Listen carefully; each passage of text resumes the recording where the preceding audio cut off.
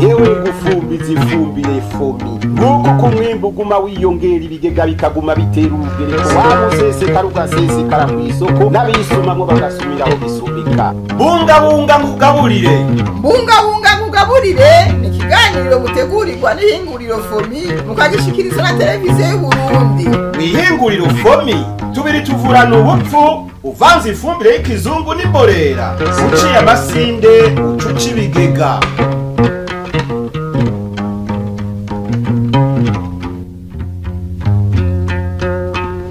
Nchuti bakunzi b'ikiganiro mbungabunga nkugaburire turabaramukije. Kaze mu kiganiro cy'uyu munsi tubashikana mu ntara za Burunga na Gitega aho twagendeye abarimyi batandukanye baratuyagira ibijanye n'ingene irima ry'iki muri uyu mwaka w'irima 2024 ushira umwaka w'irima 2025 ryifashe na cyane cyane ku gitegwa c'ikiraya. Abo barimyi bakaba bavuga ko ifumbire fomi yigenza ku isi ndimwa canke ku mwimbu.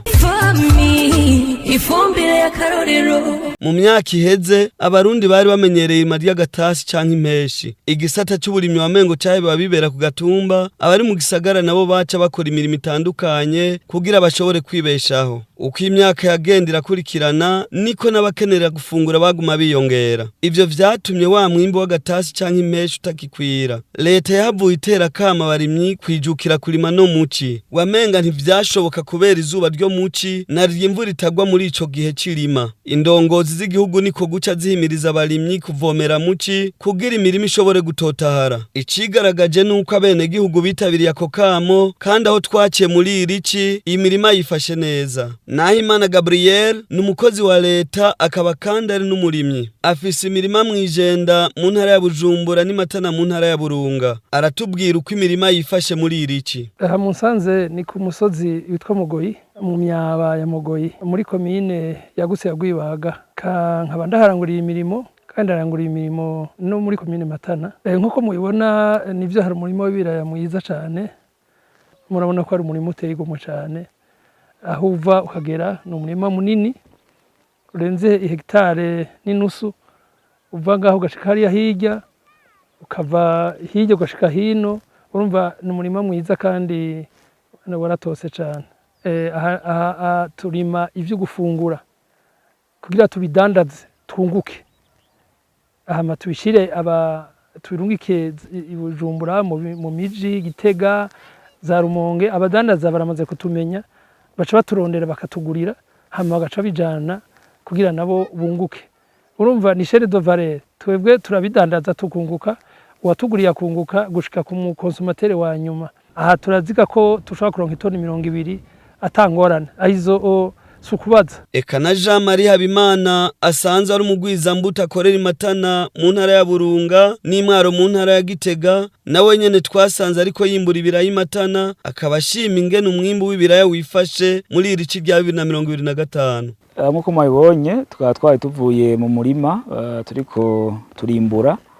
Ibi rero akaba ari bimwe byavuye mu murima, ariko mugabo akaba hariho n'andi matoni arenga 50 amaze gushika mwihangara. N'umwuga nitabiriye kuva mpejeje amashure ya kaminuza muri kakamo ko kwitabira nyine icubahiro mukuru w'igihugu cy'u Burundi General Major Vincent Ndayishimiye kugira ngo ugwaruka ruze ruyitunganiza imigambi yago. Iyo migambi rero harimwo niyo kurima.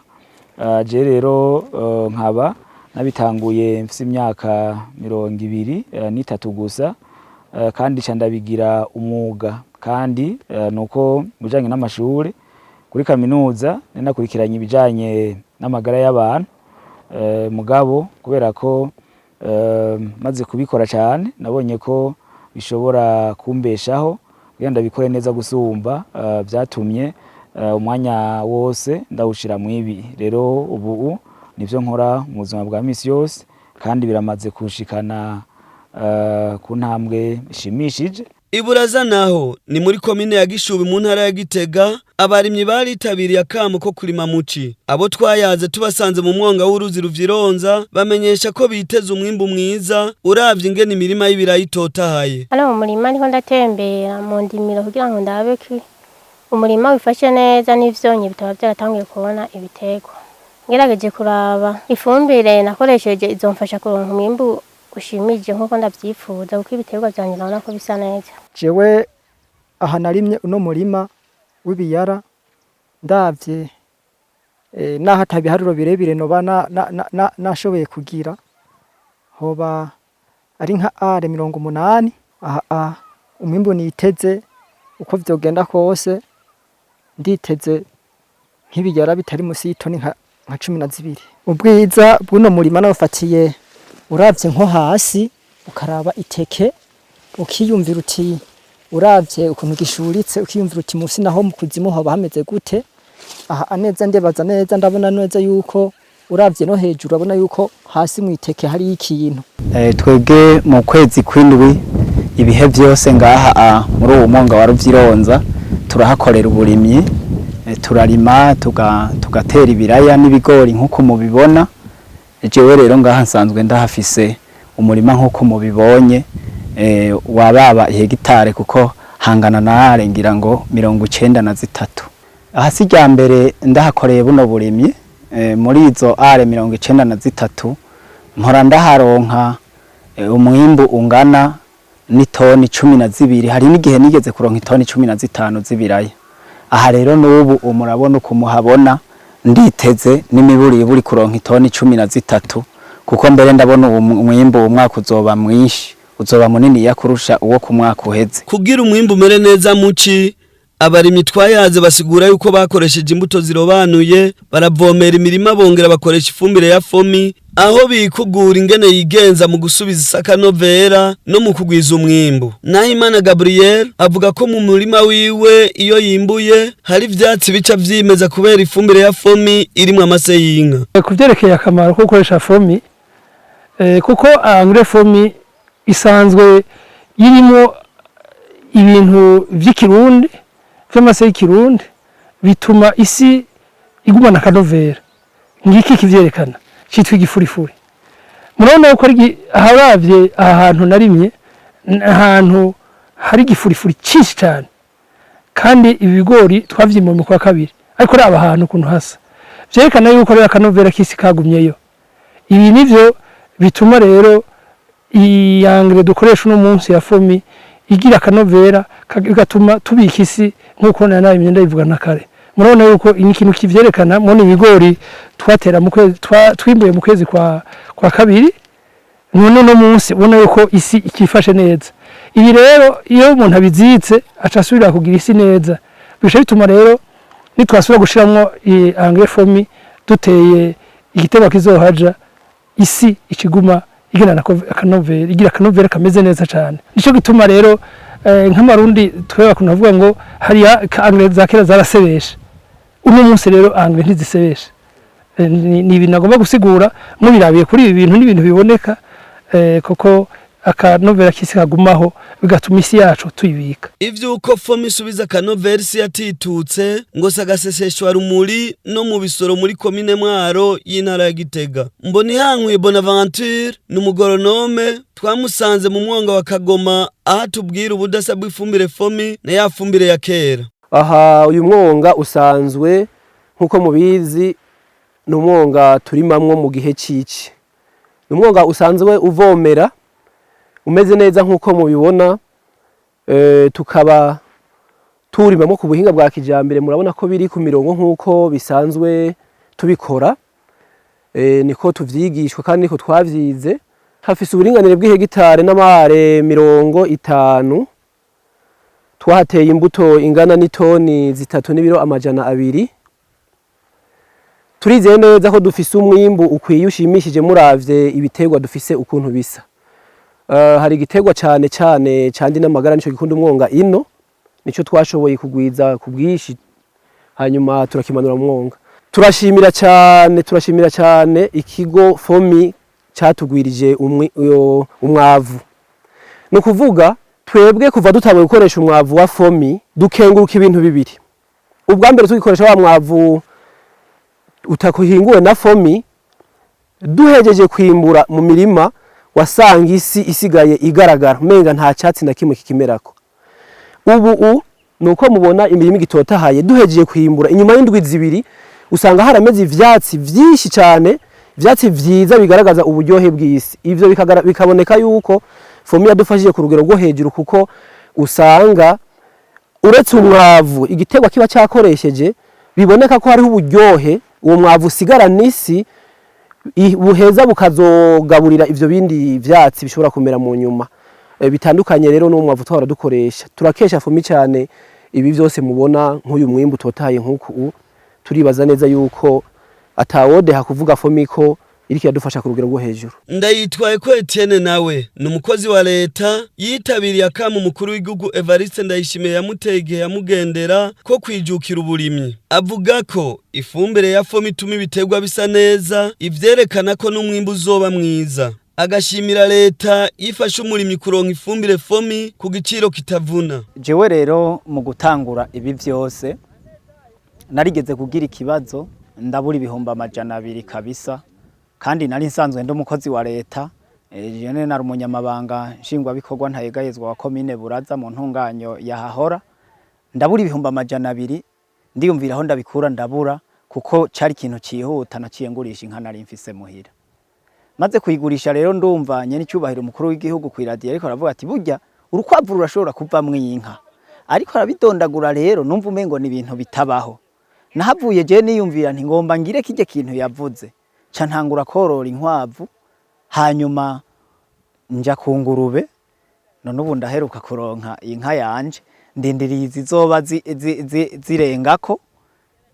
Muri ivyo rero maze kuronka inka naciye ntangura rero na buno burimyi. Burya ano kuba n'iyi mirimo isuku harimo n'umwavu, harimo amase y'inka, kuko arafasha cyane gose. Ariko umuntu akoresheje umwavu wa fomi, ijya yimbura imeze neza cyane byukuri, ushizeko nkaha muri uwo mwonga hoho. Aha ambere ntimworaba nuko hariho n'ahandi handi tutaba tugombye, tutaba dushotse dushika. Ubundi naha mubonye nk'iyi hegitare murabona ko isa neza. Nukuri jewe noshima no heraheza nshimiranye n'icyubahiro umukuru w'igihugu cacu ciza cy'u Burundi. Byukuri aregera urwaruka akababwira, nanje wa fonctionnaire bagenzanje aha beshi turamaze kuzanana. Mwabonye bamwe nagiye mbya nti ngo ndabereke ingene dushobora kuronka amafaranga. Aha nk'ubu ninaronka nka toni 12 13 14 15 z'ibiraya, murumva kuzoba ari umutahe ukomeye cyane gose. Sinzosubira gukangwa inka, sinzosubira gukangwa ikindi kintu. Jewe nibaza ko nzoca nza ndamara n'amezi menshi mbere ntagiye no kuraba ko leta yampemvye, kandi ibi ndabikora inyuma y'amasaha y'akazi. Jewe nta muntu yigeza ndondera ku kazi ngo ashobore kumbura. Hanyuma ndatanga n'akazi abafundi b'indimo ku mitumba nk'ibiri ikwirikirana habarandabira, nkongera nkaca ndondera n'ugwaruka baba basanzwe badafise akazi. Aha ngaha ndatanga akazi by'ukuri, murabona ko ibi bikorwa bitegezwa gukorwa n'amaboko kandi bagahemba. Aha rero umwimbu ndawiteze kandi sinzohomba. Jewe ivyo kurima navyigishijwe na Sebarundi nyene cyubahiro Varisito Ndayishimiye, kuko ubwa mbere narorora gusa, nkorora inkwavu, araza muhira, arangendera, arambaza byinshi, arambara ati no n'imirimo imeze gute. Mvuga nti je nta mirima minini mfise, atahubwo wowe ufise umutahe nko ku mwaka uza uzoba ufise umurima munini ya cyane. Nca ndagenda ndabikora kandi murona byahavuye bigenda neza. Nukuri ndamushimira cyane gose. Imana ibandanye muji imbere, ahubwo yaba ashobora kutugendera nka twese, ngira ngo nabandi bo kumvisa akamo bagafite imirimo imeze nk'uko. None rero ncangira ko nsaba leta, nkozi leta mvyeyi, babandanye badufasha ibishoboka byose mu bintu vya mbere vyotwara amafaranga y'igihugu. Barabe umwavu nk'uko n'ubu bariko barabikora, umwavu z'imbere, kuko twebwe abene gihugu bato murabona ikitubesheje haniniya n'ubu mwavu dukoresha muri buno burimyi, kuko murabona ko atabutunzi no hava mvuga ngo noronka bundi busumba hegitare y'ibiraya bisa nk'uko. Abarimyi rero barakengurukira kandi watanguje uruganda ruhingura ifumbire y'ikirundi vanze na mvaruganda fomi, kuko iyo fumbire yatumye babukura mu cibo bakaniteza imbere mu miryango yabo. Aha ku ruhande naho nimbuye mu kwezi kwa gatatu. Aha murabonamwo ibiraya biriko birimeza, murabonamwo na vya bifurifuri nigira kuvuga vyerekana isi nziza. Ariko n'ibi biraya, aha ibiraya nuko ari muci, ubundi aho imvura itasurira, aho buciye tasurira, duca tubifurira kuko nzoba ndiko ndatera ibigori. Aha nyene muri ibi vyimeza ntandateramwo ibigori bica bituma rero ibigori birakura, hama bakongera agafurira ibiraya bizodufasha vya consommation byo kugira abantu bashobore gufungura wa umuryango w'iwanje canke n'isoko, kuko kubera ya fumbire nababwira ya fomi ifise akanovera gasigara, murabona yuko vyimeza neza, bisa neza, ntaco bibaye.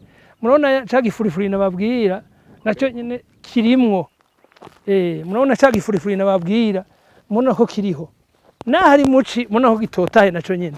Ariko rero n'ibi biraya nivyo muci kandi ibona ni ku isi yumye, mugabo nabona yuko kameme hariho ikintu bisigura ko rero mu kwezi kwice n'imvura iguye ndiko ndatera ibigori gaca bafurira ibi biraya vyimejeje, aha ndashobora kuhakura umwimbu utari muto. Ahantu si hato, uharaba uko hangana ni hanini cane, kuko narahimbuye nk'itoni zishika 80. Ubu no munsi kuri ibi vyimejeje ndashobora kuhakura itoni 10. Ibi ni rero nakoska muski, kuko iyo umuntu ariko arakora amakaronka utuntu nk'utu nitwo tumusaidiye, niko tumufasha kugira ngo abesheho umuryango. Twe ikintu cya mbere dushimira uruganda Fomi cyane, kuko iyi fumbire yazanye iraboneka ko ari iyo kubungabunga isi yacu. Twebwe rero nk'abarimyi ikintu dukeneye ni fumbire ibungabunga isi, uko inyuma y'ivyo dukorera kuri iyi si harakenegwa yuko isi izoguma ifise akanovera, kugira ngo nejo n'abazoba bariko barabandanya umwuga wo kurima bagume babona ko isi ifise akanovera. Naho noshimira Fomi cyane ko ahubwo yogwiza inguvu ahitarashika igashikaho, kandi twizera yuko mu gihugu cyacu cy'u Burundi imaze gushikaho nka heshi. Turashimira cyane leta mvyeyi, leta nkozi, kuko biragaragara neza nka twebwe turima ku buringanire bungana nk'uko mwumva, dukoresheje burya buryo nk'uko Fomi isohora urya mwavu kuri kiya giciro muzi, murabona neza ko bwo bari uburyo bunini cyane kandi buvuna, bwoheza bukaca bugaruka ku muguzi, kuko twebwe twakoresheje uburyo bwinshi, byose aba kumuguzi nabagira icyo dufashije kugira dusahirize tubandanye dukora iki gikorwa cy'uburimyi. Rero turashimira cyane leta mvyeyi, leta nkozi, kuri kajya kigori igira igashiramwe inguvu, ikaduha kijya gice iturihira, natwe tugashobora kugerageza tukariha kijya gice kiba gisigaye. Tukava tuti hamwe bikunze mbere yo kongereza urutoke ikadusahiriza kandi gato nayo shira ko pourcentage nka 2 cyangwa 3, twege abarimyi natwe tugaheza tukisanzura mu kurima, tuvuga tuti ifumbire turayifise kandi turashoboye kuyiriha, aho tugaheza tukongereza naho dushobora kurimira. Akajambo no vuga ko umuntu ariko arahingura ifumbire ya Fomi nga mu Burundi, ndamukengurukiye cyane kuko burya yaradufasha mu korohereza abarimyi mu gutegura indimiro, kuko ifumbire ya Fomi irimbuka cyane gusumba n'ijyayo yindi yaho riva hanze, kandi n'isi iguma ifise akanovera keza. Leta y'u Burundi turayikengurukira cyane ukuntu ngene itugabaniriza ibiciro, tukaronka ifumbire ya Fomi ku biciro byiza kandi tukayironkera ku gihe. Tukabandanya twibwira ati urushirizeho kubandanya yitaho abanyagihugu mu kubarosa ifumbire ya Fomi ku gihe, kandi ikarukiriza no gutera igabanya agaciro kugira ngo abarimyi boroherwe. Abahinguye iyi fumbire imbura nabagara ariyo Fomi turayikengurukira cyane, kuko turabona yuko ari fumbire ikwije ivyangombwa, ni fumbire dukoresha tukimbura neza. Turabashimira tukabakengurukira. Murabona rero ibiraya iyo vyahaze ifumbire ingene bitugirira neza natwe. Iyi ni ifumbire y'ikirundi, ni ifumbire ya Fomi, ni ifumbire zimeze neza nkuko nabibabwiye. Ubona yuko hari umwimbu, haragumye ko ari muci nayo ubundi hano munsi biriyo, hitwa ko horoshe. Murabona ko aha nshobora gupfukura hasa nahoroshe. Murabona ibiraya ni byinshi, murabona ko ari ibiraya byinshi kandi byiza cyane. Ukuntu biba bimeze, ibiraya birongoroye cyane. Aha rero ni byo hejuru, munsi naho biba bimeze uko. Ni byo hejuru, munsi biba bimeze uko. Murabona ibiraya ukuntu bingana ku kiraya kimwe, nateye ikiraya kimwe. Aha munsi nababwiye ko biriyo ntashoboye kubikora byose. Ikiraya kimwe, 2, 3, 4, iki ni kimwe, 5, 6, 7, 8, 9, 10, 11, 12, 13, 14. Aha nuko hagumye, munana ko bashobora kuba biri indani. Namaze kugira ibiraya 14, 15, 16, 17 ku kiraya kimwe. Umva nyingiriyo. Iki kiraya cyavuye muri kombinezo y'izo engrais za fomi n'amase y'inka. Urumva yuko bizana akarusho ku mubiri w'umuntu. Ego turimbuye mugabo wumva n'umubiri uzokwimbura, kubera uzoburonse ibintu bimeze neza. Akamaro kavyo nuko ibi ubona ibinini byose bizoja ku isoko, abantu bazobifungura, bazafungura ibintu bimeze neza, kuko ubwa mbere aho fomi duha engrais ziri mu ivyunyunyu bimeze neza, bigaca izo fomi izo engrais za fomi zishazi tuja kuzivanga n'amase y'inka y'ikirundi, zigasha zitanga ibintu mwe nibi. Umva rero umuntu nawe arahungukira kuko abariye ifungurwa bimeze neza. Kubera iyo fumbire ya fomi ngo abatari bake bararonka ubuzi. Jean Marie Habimana avuga ko amaze guhakaza abantu barenga 100 mu mirima yiwe. Asigura ko umwimbu ubaye mwinshi aca kenera n'abakozi benshi bakora mu kwegeranya. Iyo ifumbire ya fomi yabonetse ku bwishi, abaronkera akazi baba benshi, kubera ko mu nteguro twebwe yaho tuzorima turisunga ariko tuzoronka n'ivyankenegwa. Rero iyo twarose wa mwavu ku bwishi bisuma nako turima hanini hashoboka. Turimye hanini hashoboka, rero bisigura yuko bene igihugu baza gukora iwacu baba benshi cyane, uko nk'ubu jewe abakozi batonda ku munsi bariko barababa 100 n'abakozi 5 bahembwa ku kwezi. Umve byose tubikesha yuko turima hanini kandi twarima nira ko yatwarose wa mwavu wa fomi. Nkuko mwejeje kuvyumva, ifumbire ya fomi ni karahara mu ruganda ntibacure mu gisata cy'uburimyi. Iyo fumbire abamaze kuyikoresha barashima ingene umwimbu gwira, isi kagarukana kanovera. Hari n'abaharonkera akazi kuko umwimbu wabaye mwiza. Ugukoresha neza iyo fumbire ya fomi nkuko abahinga babitegekanije bituma umurimyi yiteza imbere, agateza imbere n'igihugu. Umurimyi utaratangura gukoresha ifumbire ya fomi, vibuzi mujibuntu nawe utangure kurima wimbura umwimbu mwiza. Ufasha abandi mu gukingira isindimwa, gutyo n'abazokwaruka mu myaka iri imbere bazosanga isindimwa ifise akanovera. Mwakoze gukurikira kino kiganiro, naho ubutaha.